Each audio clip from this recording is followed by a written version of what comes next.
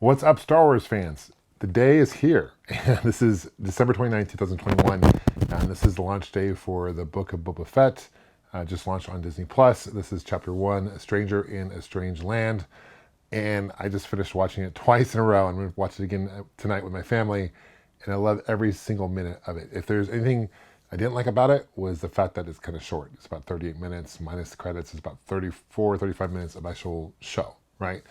Spoiler alert, I'm going to talk about things that are specific to this episode. So if you have not seen chapter one of the book of Boba Fett, I encourage you guys to go watch it and then come back and share your thoughts and let's talk about this together, right? So I loved it. And first off, I love The Mandalorian. I think that if you don't have Disney Plus, this is one reason alone, these two reasons alone, The Mandalorian, the book of Boba Fett, to pick up Disney Plus. It's a fantastic show. My heart breaks a little bit because, they have not released The Mandalorian on physical platform yet, Blu-ray or anything like that. I don't know if they plan on doing that. So, if Disney Plus ever goes away, we're kind of all SOL, right? But we'll enjoy it while it's here anyway.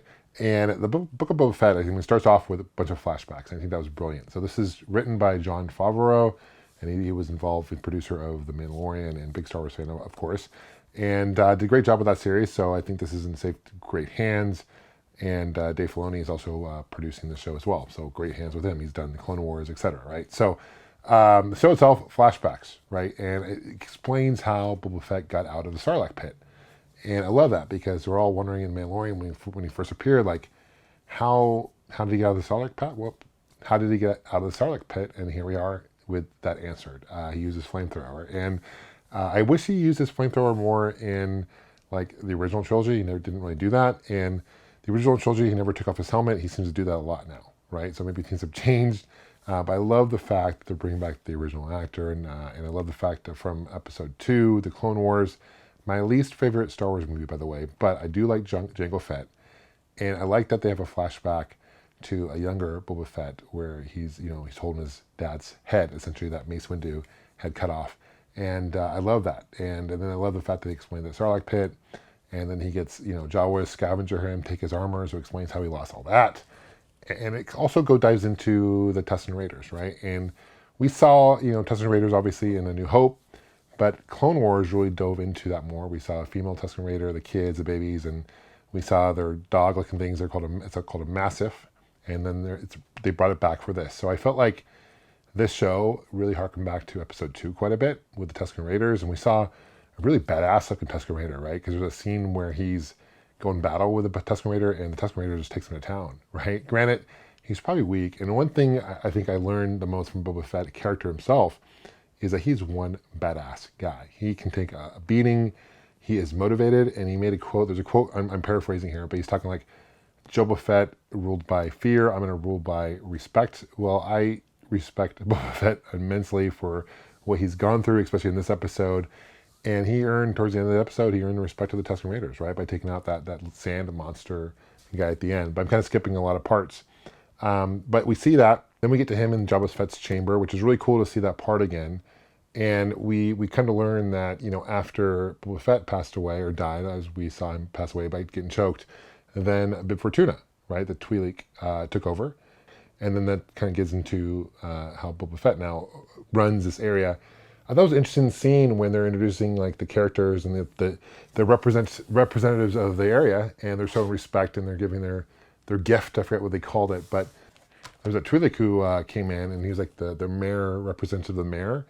And he was a really funny character because he didn't mean to sound like disrespectful, but he kind of was. And Boba Fett easily could have killed him right there on the spot.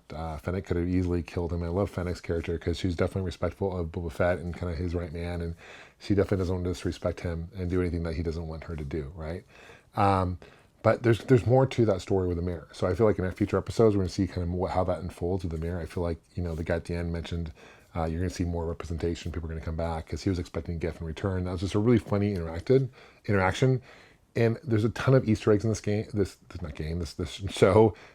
88, the torture droid in Return of the Jedi, the white droid, he is in this show, which is awesome. He's a leftover, of course, from Jabba the Hutt. And then you have, there's a scene where he goes into that bar in Tatooine, right? And it's the twi'lek scene. And you'll notice there's Captain Rex from the Star Tours. Not Captain Rex, the clone trooper, but Captain Rex from the actual Star Tours ride.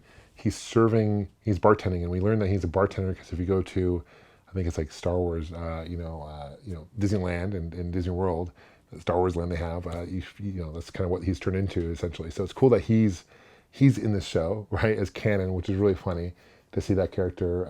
But he's like the original Captain Rex, right? And that was really cool. So there's a lot of Easter eggs. The Gamorrean guards, that the two loyal ones, definitely stepped up. I think it was a wise move from Boba Fett to keep him on board, because there's a scene, was a battling scene, which is awesome. They definitely stepped up, and it was the first time I really saw Gamorrean guards really step up in deep combat battle. And by the way, Gamorrean guards look a lot different than they did on Return of the Jedi. Am I the only one that noticed this? Like, they're a lot skinnier typically and than they were before. I think they look really cool, don't get me wrong, but I think they definitely look, Disney's definitely given them an update and a facelift. They do look different, but they're definitely loyal. And then there's that scene where Fennec is chasing those two guys on the rooftops, and really, really fun. She kicks that one guy off. I just thought it was really clever. But we don't know what those guys are from and who sent those to ambush Boba Fett and Fennec and all them. We see that scene where that Tusken Raider kid takes Boba Fett into the desert, and you see that kind of home area getting like ransacked by these guys. They spray paint JL on the building. I'd like to think it's John Lester, my initials, but I don't think it is. So again, who are those guys? They kind of look like the aliens from the skiff scene from Return of the Jedi.